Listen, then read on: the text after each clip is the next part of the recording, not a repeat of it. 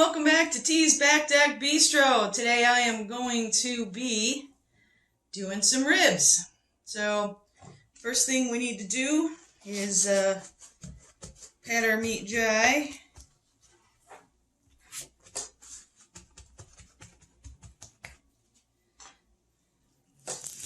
These look pretty trimmed up in a square, typical St. Louis style, so I don't think we're going to have to do a whole lot as far as that goes.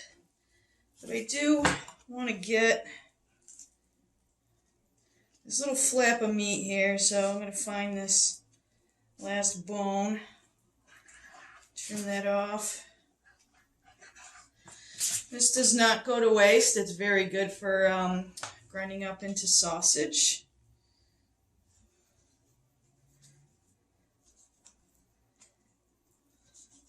I like a little fat, but not quite as much as what's on there. That's a personal preference.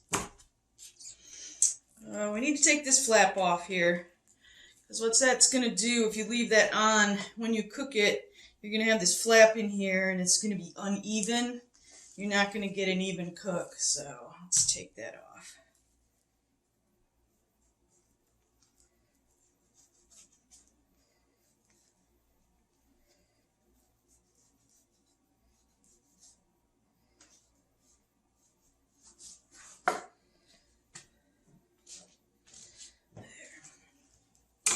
Here's something that some people don't do, but I do. There's a little membrane on here. Let's see if I can grab it. Sometimes it's not that easy. A little membrane on here. Just use your finger, get in there.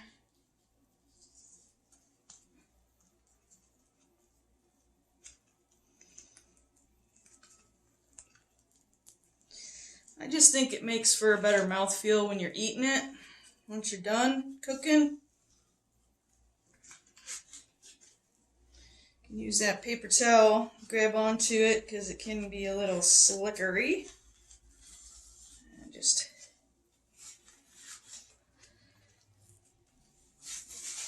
peel that puppy off, because it's pretty rubbery.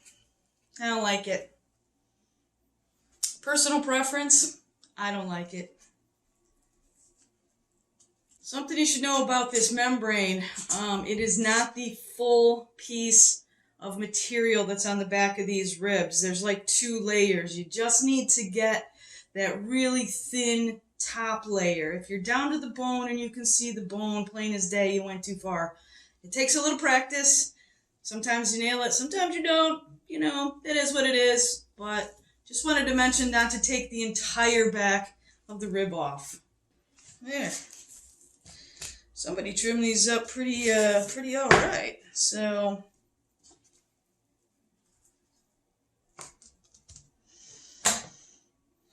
okay, so what I'm going to do now is I am going to dry brine these in the refrigerator overnight.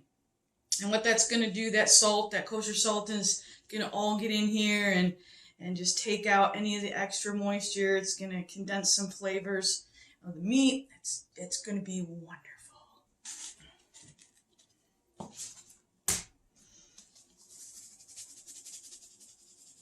Now I'm going to be kind of liberal with this. Don't forget your sides.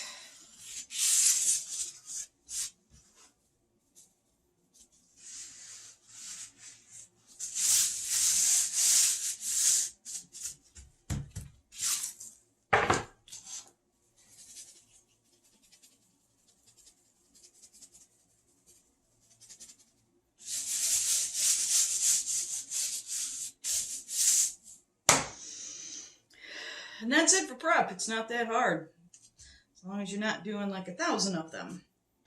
I wanted to mention that I use a lot of salt when I do this, but that's because in my homemade rib rubs, I don't put salt in the recipe. So if you use salt in your other seasonings that you're going to use on here, you might want to dial back on salt for the dry brine.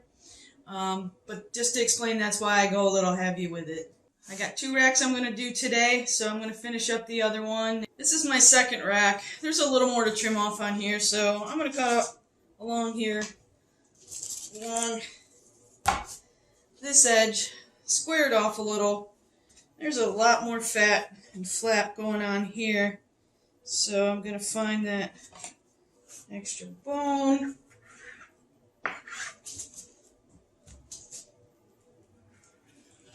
Get yourself a sharp knife, kids.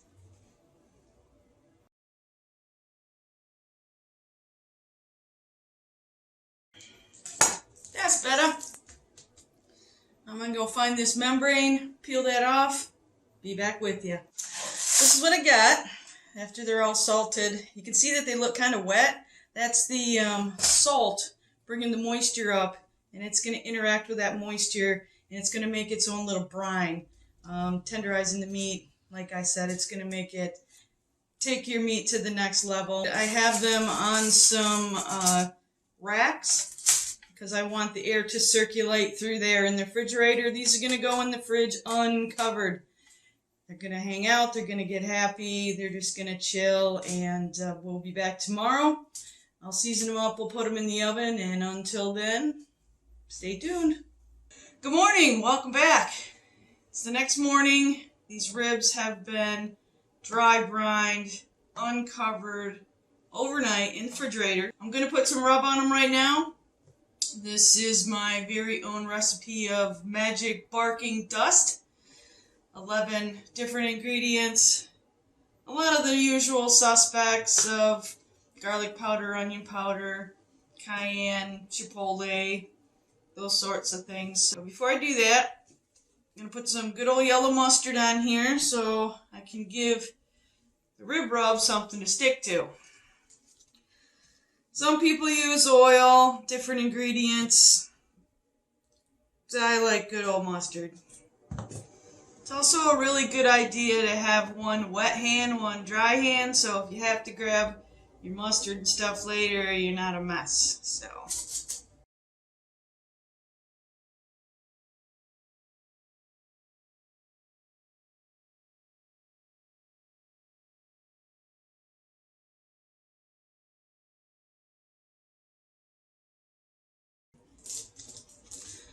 I typically go a little heavier in seasoning on the top versus the bottom. It's up to you. Do what you want.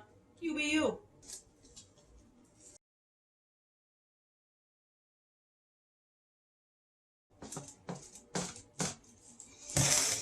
Okay, that's it. Normally I would do these in my smoker, but right now it's middle of February in central New York. My electric smoker will not keep up with cold weather below like 55, 60 degrees. So that's why I'm doing these in the oven today. Still going to get a good product. You just won't get that smoky, smoke taste out of it that you would obviously from the smoker. Okay, these guys have been sitting out at room temperature for about an hour. And we're going to put them in the oven at 230 degrees. We're going to do it low and slow. And we'll check back on these guys in a couple hours.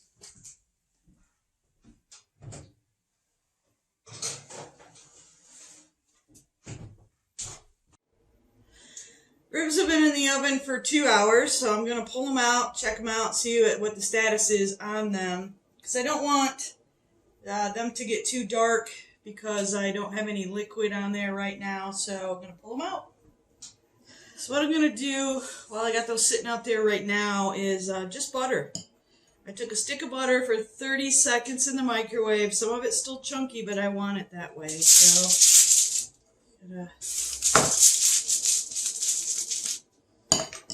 brush some of that on. Yep, they're a little hot. The edges are getting a little crunchy. I don't want them to continue to be that way, so just gonna brush some butter on here. Who doesn't like butter?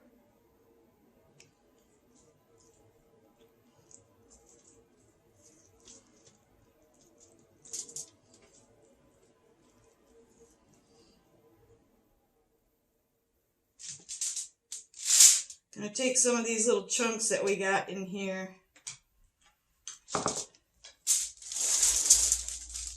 put in the middle with some heavy duty foil.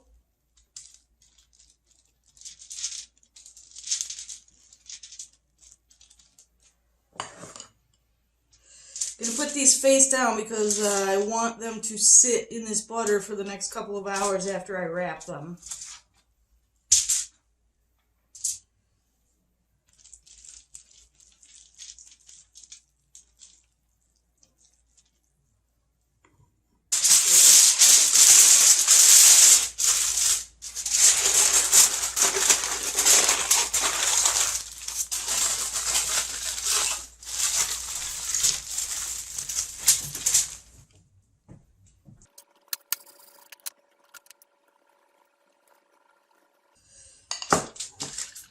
Could have probably used a stick and a half of butter, but we're okay.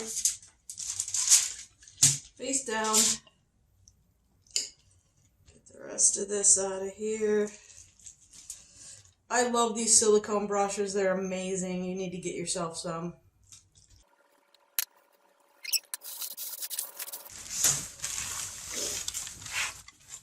Okay, so I'm going to stick these right on the oven rack without the sheet tray because they're face down, nothing's going to leak out, and we'll put them in there. We'll just let them do their magic for like the next 2 hours, and we'll come back and see how they're doing.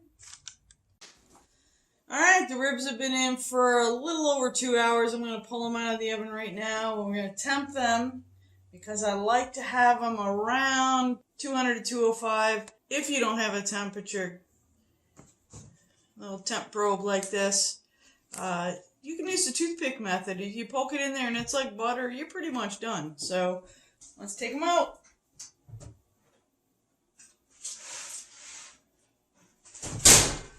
Kinda hot. Oh yeah, look at that. Look at that, the meat has pulled away from the bone. Still got all this juice in here. Gonna temp them up. And it's still around 190. What you can also do is tuck in the bone a little bit. You know, if it has a little bit of give in here. I don't like my ribs totally fall off the bone. I like them like just a little bit before that. That's a personal preference.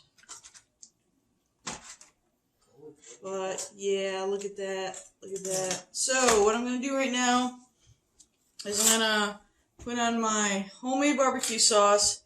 My barbecue sauce is very vinegar forward with some chipotle for a little bit of heat. So I'm just going to take my trusty brush that I love so much. I'm going to coat both sides because you want that bite on the bottom end. Don't forget your sides. I'm going to make a little bolt with the foil so that it doesn't run all over the place and make a mess in your oven because nobody wants that. So here we go. Oh, that's hot. It's really hot, by the way. That's really hot. Oh, yeah. Oh, smells so good. I wish you were here. Did I say it was hot? Because it's hot. I don't want to go too heavy on this. I just want a nice thin coating.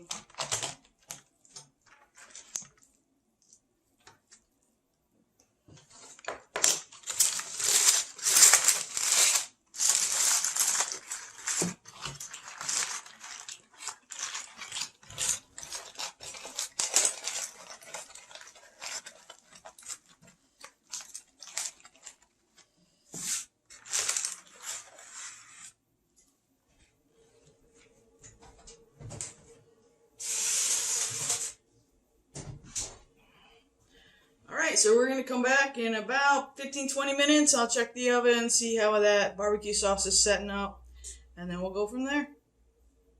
So it's been 15 minutes. The barbecue sauce is set. I'm going to put another coat of barbecue sauce on here. of yummy goodness. And here's what I'm going to do. Who doesn't like fire? We like fire.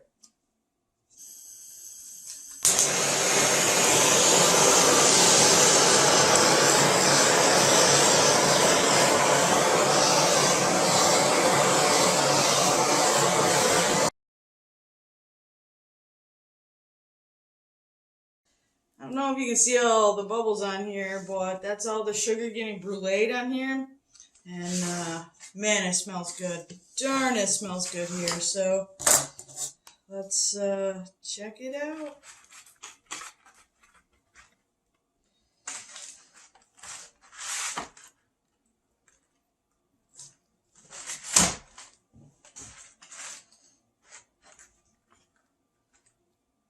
Ooh, hot. Very hot.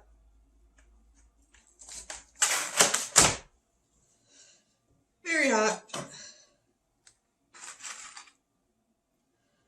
I don't know if you can see this, but it's beautiful. Mmm. See that bite? I like this bite. I like to see teeth marks in my ribs. Mmm. Oh man. That's good. Still got a clean bone. You can peel this off. That's how I like it. Just a little bit of tug. You get a clean bone. It's not fall off the bone like pot roast. Man, this is exactly how I love them. Oh man, I'll tell you. You take some of this rib and you put this back in the juices that are sitting here. A little extra sauce. Oh man. Try these out. Let me know what you think.